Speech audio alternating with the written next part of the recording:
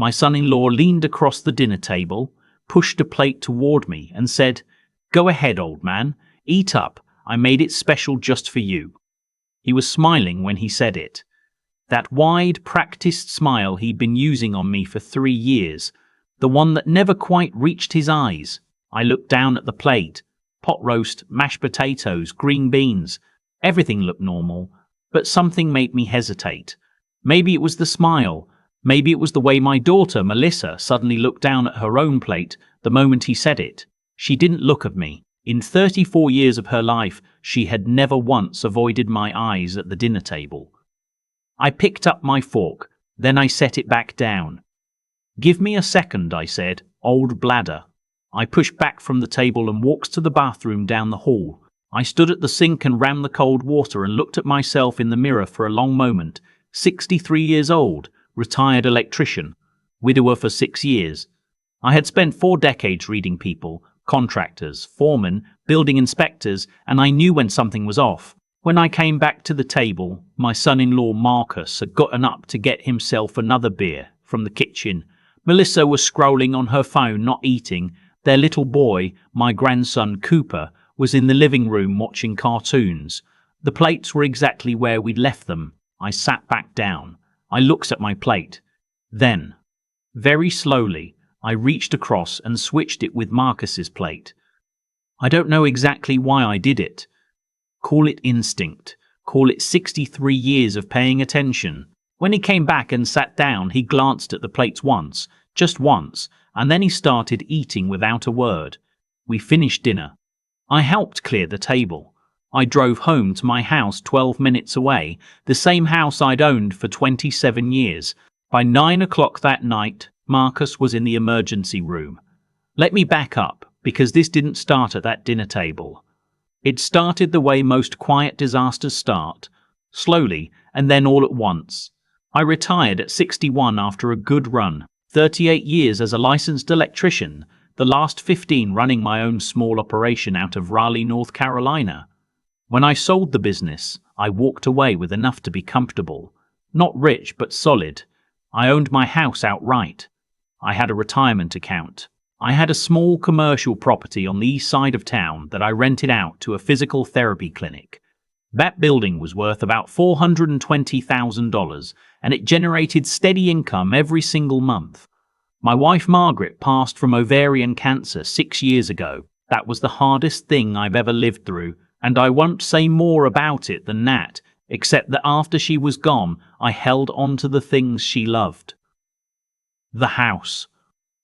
The garden she'd planted in the backyard, and our daughter Melissa, who has her mother's eyes and, I used to think, her mother's heart. Melissa met Marcus at a company event 3 years ago. He worked in sales, some kind of software company, always vague about the details. He drove a leased BMW and wore watches that cost more than my first truck. He called me sir the first time we met and shook my hand too firmly, the way men do when they're trying to prove something. I didn't dislike him right away. That would be too simple. I just filed him away in the back of my mind as someone to watch. They got married 14 months later. Small wedding, which I paid for without complaint. I gave them a check for $15,000 as a wedding gift, because that's what you do for your child. Marcus thanked me with that smile of his, and said I was too generous. Melissa cried and hugged me, and for a while things were fine. Then the calls started. The first one came about 8 months into the marriage. Melissa on the phone, voice a little tight. "Dad, Marcus is going through a rough patch at work. Things are a little stressful right now. I asked if they needed anything.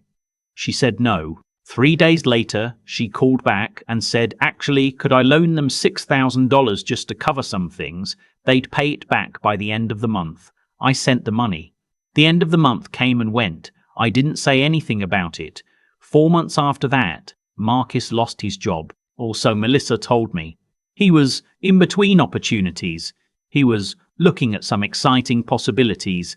He was spending a lot of time on his phone and a lot of time not at home. I heard this through Melissa, in pieces, always delivered the same way.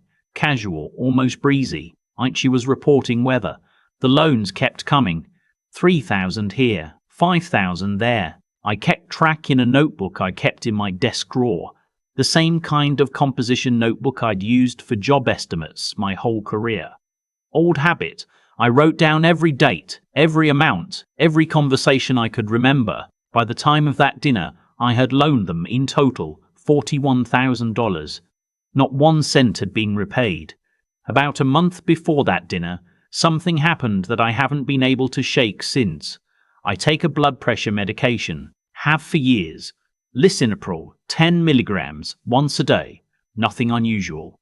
I keep a 30-day supply in a small orange bottle in my bathroom cabinet.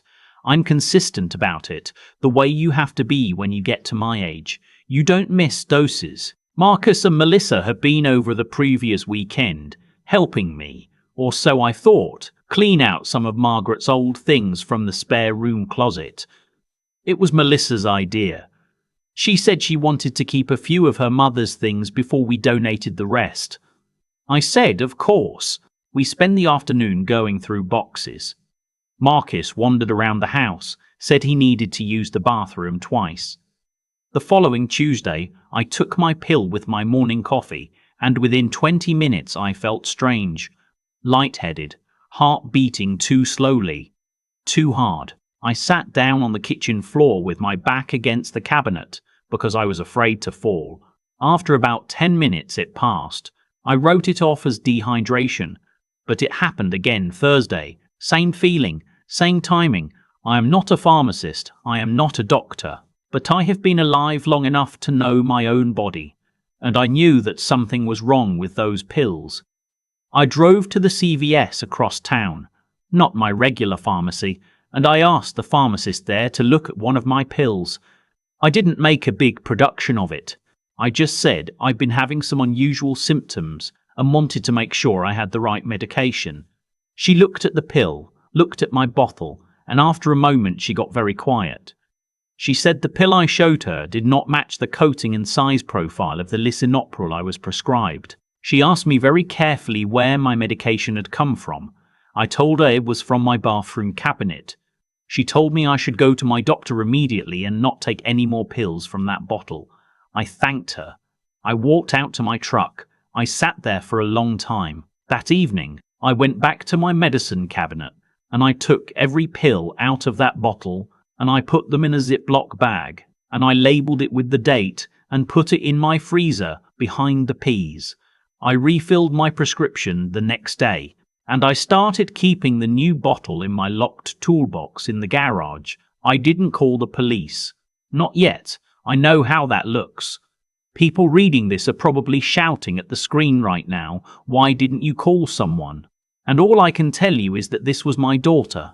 This was the little girl I coached in soccer, who I danced with at her prom when her date cancelled, who I held in my arms in a hospital hallway while the doctor told us both that her mother wasn't going to make it. I needed to be sure. I needed to know how deep this went. So I did what I did my whole working life. I started keeping records. The dinner invitation came a week after the pill incident. Melissa called and said she was making pot roast, my favourite. Said she wanted to have a nice family dinner, just the three of us and Cooper. She sounded almost too cheerful. I said I'd be there. I thought about it for days. I thought about the pills in my freezer. I thought about the way Marcus had walked through my house twice while Melissa and I were busy. I thought about the $41,000. I thought about something Melissa had said in passing 2 months ago, almost like she was thinking out loud, that the commercial property on the east side must be worth a lot, and wasn't it a shame I had to manage it all alone at my age? I wore an old cardigan to dinner that night. In the right pocket I had my phone, voice memo running. Dinner started quiet enough. Cooper sat beside me and showed me a drawing he'd done at school. A dog, he said, though it looked more like a bear. I told him it was the best dog I'd ever seen, and he beamed. Good kid. None of this was his fault. Marcus poured himself a bourbon right away and poured me one without asking. I held the glass but didn't drink it. He was talking more than usual, fast, almost jittery, about some new business idea he had, something about a franchise opportunity in the food industry, a can't-miss deal. He just needed a little capital to get started. He looked at me when he said, "Capital." Then Melissa brought the food in from the kitchen. She set the plates down, and that was when Marcus said it. That smile, that voice. "Go ahead, old man. Eat up. I made it special just for you." And I went to the bathroom. And I came back, and I switched the plates. Marcus was taken to WakeMed by ambulance at 8:47 that night. Severe gastrointestinal distress, they said initially. The ER ran a full panel. I found out the next morning from Melissa, who called me in a panic. She was crying. She said Marcus was sick, really sick, and the doctors were running all kinds of tests. She sounded confused. She sounded scared. I said I was sorry to hear that. I drove to the hospital that afternoon. I brought Cooper a bag of goldfish crackers and sat with him in the waiting room while Melissa paced. Marcus was kept overnight for observation. The eventual diagnosis, which I learned about second-hand over the following days, involved digoxin toxicity, a cardiac glycoside, the kind found in certain plants, the kind that, in the wrong dose, can stop a heart. It was not in anything Melissa cooked. The doctors were very thorough. It was in the pot roast he had made, special. After that, I called a lawyer. His name is Richard Holt, a retired district attorney, now in private practice, and I had been referred to him by an old friend who knew exactly the kind of situation I was describing. I brought him my composition notebook. I brought him the Ziploc bag from my freezer. I brought him the voice memo from my phone. Richard is 70 years old and does not get flustered easily. He looked at everything I put on his desk and he was quiet for a while, and then he said, "Walter, you've done the work of an investigator." His name was in my notebook, the name on the file. I did not correct him. What came next took 4 months, and most of it I will not describe in detail because some of it is still working its way through the courts.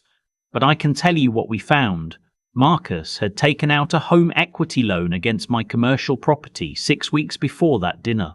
He had forged my signature on the application. The loan was for $95,000, and he had spent most of it, gambling debts, a cash advance to a man I never want to know more about, and a down payment on a condo in Charlotte registered in his name and a woman's name that was not my daughter's. Melissa did not know about the condo. I am as certain of that as I am of anything. She did, however, know about the loan. Richard found the emails. She had asked Marcus if he was sure this would work, and he had told her not to worry. She had not pushed further.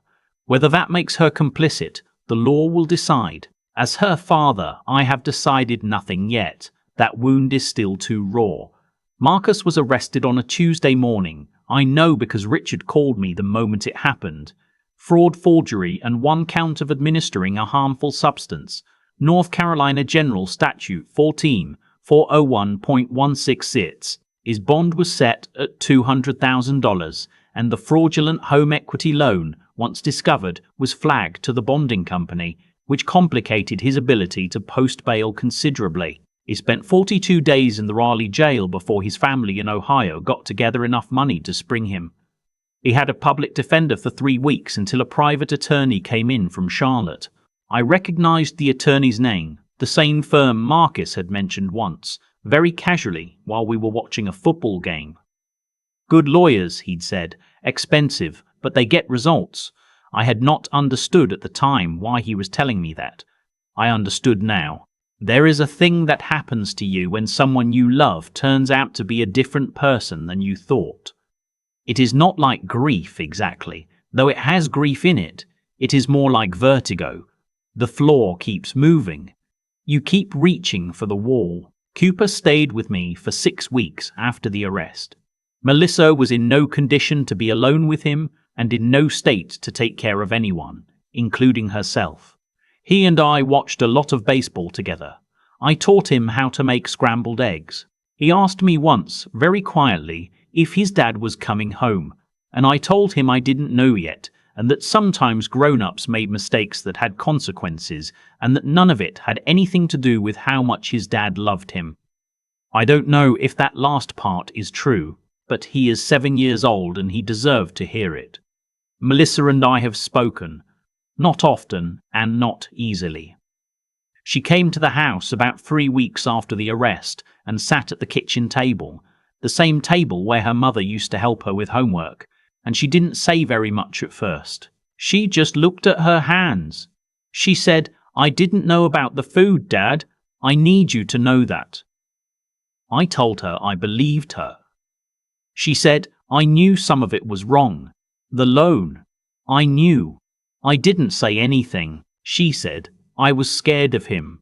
I thought about all the things I wanted to say, all the things a father thinks when he looks at his daughter and realizes she was afraid inside her own marriage and never told him. I thought about Margaret, about what she would do in this moment. Margaret would have gotten up and put her arms around her daughter without a word. I didn't do that. Not then. I'm working on it. Marcus took a plea deal in January. 40 months in federal custody for the fraud and forgery charges. The administering a harmful substance charge is still pending, complicated by the fact that he maintains the digoxin ended up in the food through contamination. A story his attorney is apparently working hard to make sound plausible. The DA I spoke with did not seem impressed by it. A home equity loan was voided due to fraud. My commercial property is back in my name, clear. The $95,000 is not fully recovered. Probably $30,000 is gone for good. The rest Marcus is required to repay as part of his restitution. I'm not holding my breath on the repayment. The woman in Charlotte cleared out the condo 3 days after Marcus's arrest. Nobody has been able to find her since. I don't think that's my problem to solve. I sold the BMW through the bankruptcy proceedings. I felt a complicated kind of satisfaction about that. People ask me, friends, my brother Dale in Greensboro, even Richard asked me once over coffee, why I didn't go to the police sooner, after the pills, before the dinner. Honest answer, I wasn't ready for what calling the police would set in motion. I knew that the moment I made that call, whatever was left of my family would shatter. And I needed, even then, even knowing what I knew, I needed to be certain. I needed to be the kind of certain that holds up in a room with lawyers. I also, if I'm being honest, wanted him to show me who he was. One more time. Completely. He obliged. If I have one regret, it's that I waited so long to really look. The signs were there. The too firm handshake. The vague job. The smile that never reached his eyes. I am a man who spent his career reading situations, and I let myself be fooled because I wanted my daughter to be happy. I wanted the man she chose to be good. That is the thing nobody tells you about being a parent. You will talk yourself into things, know past things, because the alternative is too hard to look at directly. You will loan money you know you won't see again. You will tell yourself the strange feeling in your gut is just heartburn. You will believe for longer than you should that the people your children love are worthy of that love. Until the day you switch the plates. It is spring now. The garden in the backyard is coming in. I planted tomatoes and sweet peppers along the back fence, the same spots where Margaret always put hers. I don't know if I'm doing it right. I never paid close enough attention when she was alive. But I'm trying. Cooper comes over on Saturday mornings. He is taking a real interest in the garden, which I did not expect. He crouches down in the dirt with this extremely serious expression and asks detailed questions about why tomatoes need cages and whether worms are good or bad for plants. He has his mother's eyes. He might have his grandfather's stubbornness. Time will tell. Melissa is in therapy.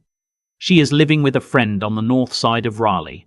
She and Cooper have dinner together 3 nights a week. She called me last Sunday, not about anything in particular, just to talk.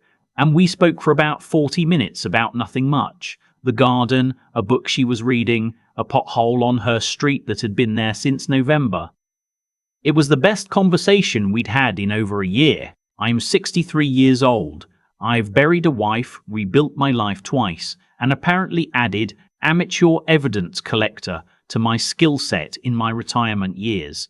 I am not who I expected to be at this age.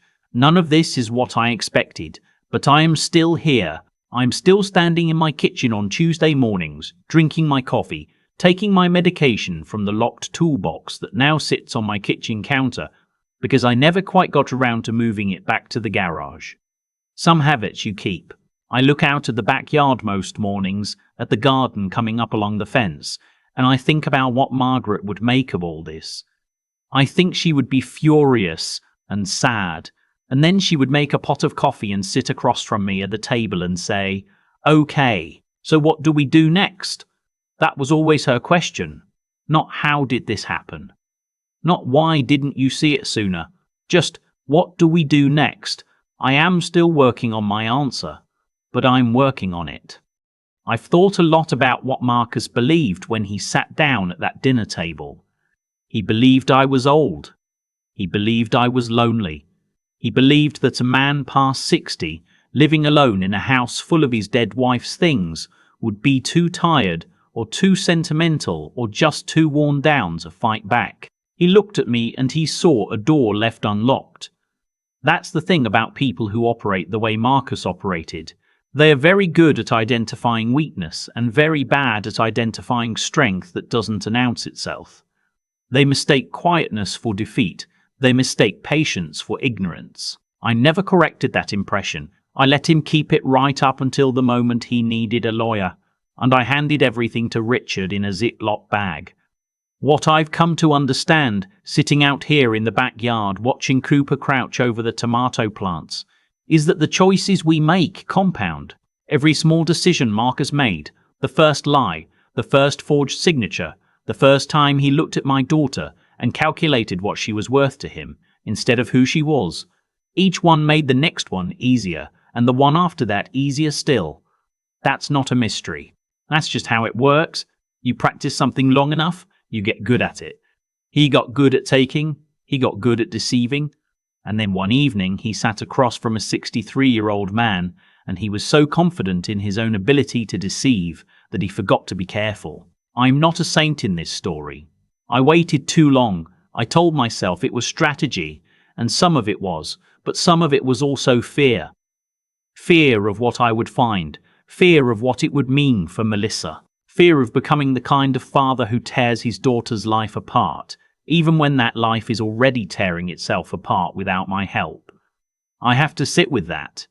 There is no way to look back at those months and feel entirely clean about the decisions I made. But I also know this. The notebook mattered. Paying attention mattered. 38 years of reading situations, job sites, contractors, men who tried to underbid me or underpay me or tell me the code didn't apply to their project. That whole life of showing up and noticing things and writing them down, that wasn't wasted. It turned out to be exactly the thing I needed in the most unexpected place. Intelligence isn't about being the smartest person in the room. It's about being the most honest one. Honest enough to look at something uncomfortable and keep looking until you understand it. Marcus was clever.